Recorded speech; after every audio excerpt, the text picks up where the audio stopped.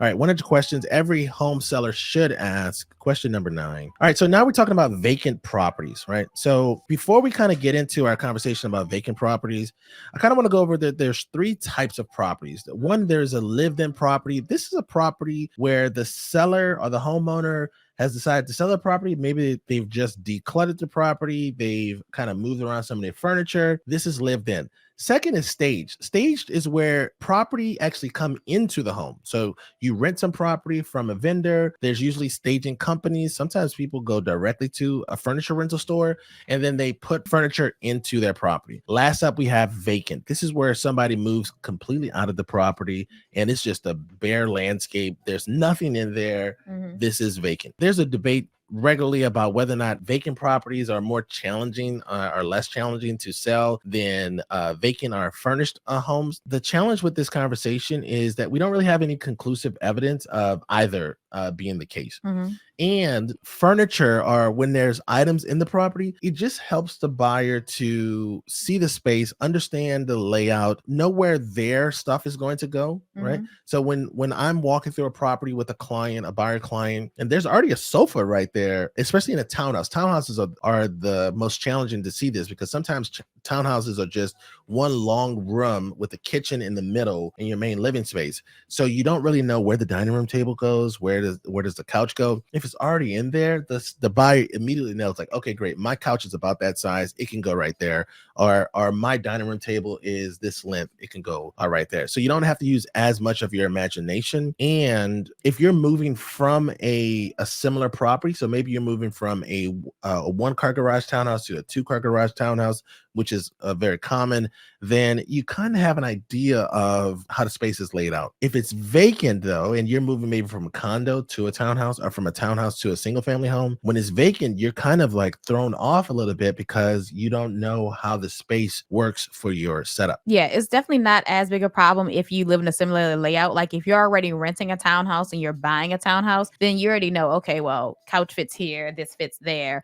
But if you're going in the scenario, like you said, if you're a move up buyer and you're trying to figure out, well, where will everything go? Or even if you're downsizing, how can I possibly fit everything I have into this space? It's a lot easier to envision that if you can see someone else's furniture already laid out. Now, sometimes a vacant home can be a good thing. As we've been covering this series on preparing your home to get market ready, one of the things we've been talking about and we've been hammering home is decluttering, right? Making a space as neutral as possible. When there's less clutter to navigate around, it's easier for the person to see the actual space. Not that they can envision what they'll do with the space, but they can actually see the condition of the carpet, the condition of the floors. If there's a lot of stuff in the house, it can be hiding things, right? But also when the home is completely vacant, it's bright. There's nothing there's no dark drapes, there's nothing that could detract from or make the space feel smaller. It's just a bright, open space. And so when you have a vacant home, it eliminates the need to depersonalize, because what's more neutral than a blank canvas? So the challenges with selling the vacant home or selling a home when it's vacant is there's no one there to kind of watch it, right? So one of the things we like about rent backs is, especially for our clients who are moving to the area and they kind of need somebody to be in the house, rent backs kind of work out well for our clients because now they don't have to worry about, quote unquote, securing the property. Absolutely. So for our clients who are PCSing here, often they're buying a home while they're still living either in another state or they're living abroad. Well, if they put a house under contract in March and it closes in April, they're still not coming here to June. So the rent back is actually great for them because it gives them someone to stay in the house until they get here, so they don't have to worry about a vacant house being, 2,000-3,000 miles away. That's true. That's true.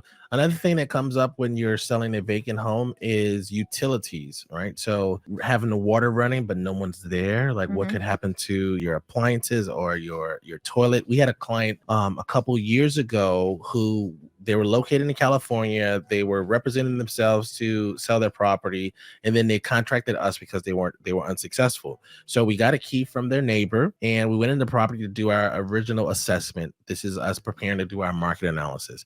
Well, when I get up to the toilet in the main bath, it's disgusting. I don't know if somebody used it. I don't know why it was in the state it was in, but I let the client know, hey, look, there's a problem with the toilet, so they got a plumber out to fix it. But this is one of the challenges that you have when your property is vacant.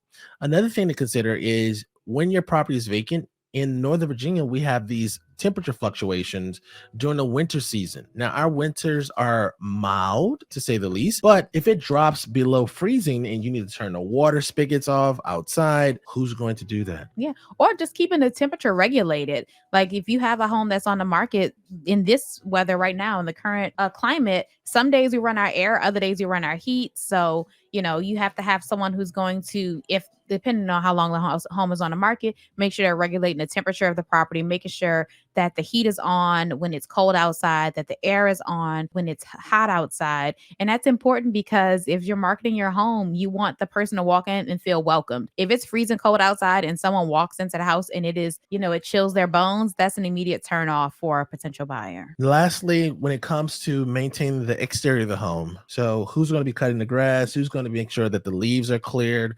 If it snows, who's going to make sure that the sidewalks are cleared so that we could have a successful, uneventful showing? So these Mhm. are all things that kind of come into play when you're selling your property as a vacant home. And then we have staging, and staging is a hot topic because sometimes there's some people who really believe that staging matters, that it's really important. I mean, does it help? It absolutely can help, but it's not something that's always necessary. I think, especially when you're in a really hot market, but there isn't enough evidence that supports the cost of staging to necessarily say that to say that it's necessary.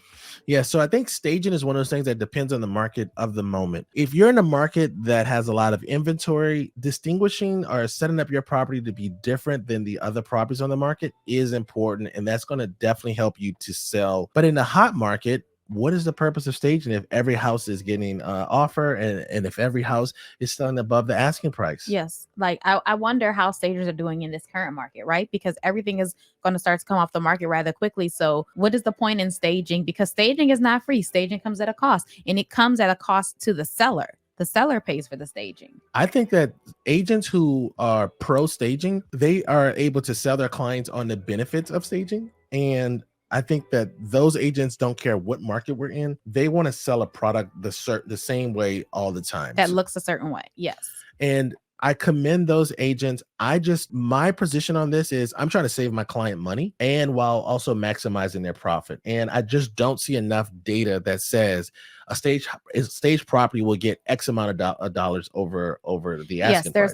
there's not enough evidence that shows how much more you're going to get versus a home that is sold vacant or a home that is sold with the home furnishings in it that belong to the seller. So I would need to see evidence that says how much more they're going to get, because you can price a vacant home competitively and possibly net more money. And that doesn't necessarily mean you'll get the same amount of money as far as sales price, but when you factor in the cost of staging, you could have actually saved money just by selling a home without staging it. All right, so that was question number 9 in our 100 questions every seller should ask. Is it more difficult to sell a vacant home than one that is being lived in?